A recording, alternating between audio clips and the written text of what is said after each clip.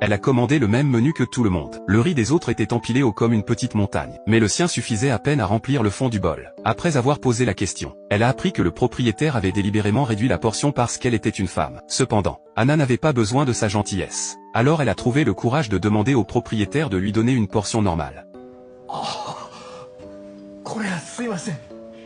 L'appétit des gens varie. Cela n'a rien à voir avec le fait d'être un homme ou une femme. Anna a toujours eu un gros appétit. Même si elle a fini tout le menu, elle avait encore faim après avoir senti le parfum qui se dégageait d'Accent Grave côté. Cependant, elle ne connaissait pas sa voisine. La seule fois où elles avaient interagi c'était quand elles s'étaient croisées dans l'ascenseur hier soir. Il serait trop éhonté d'aller soudainement demander de la nourriture. Pourtant Anna n'avait jamais imaginé que, juste quelques minutes après s'être assise chez elle, sa voisine sonna à la porte.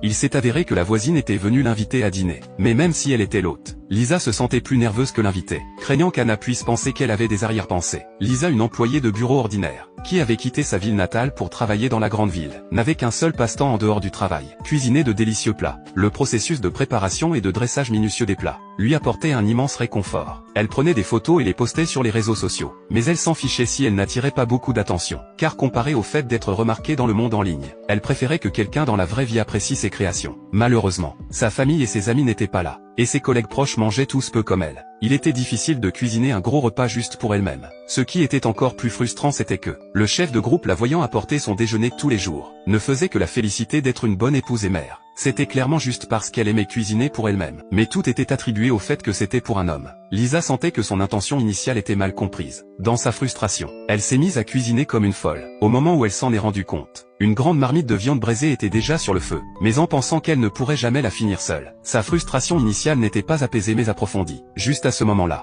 elle entendit les pas de sa voisine qui rentrait chez elle. Elle ne put s'empêcher de se rappeler une scène d'hier quand elle s'était croisée dans l'ascenseur. À l'époque, Anna portait de grands seaux de poulet frit et un grand sac de snacks. Lisa ne put s'empêcher de lui demander si elle organisait une fête. Mais Anna répondit calmement que c'était tout pour elle-même à manger. La réponse inattendue la laissa sans voix.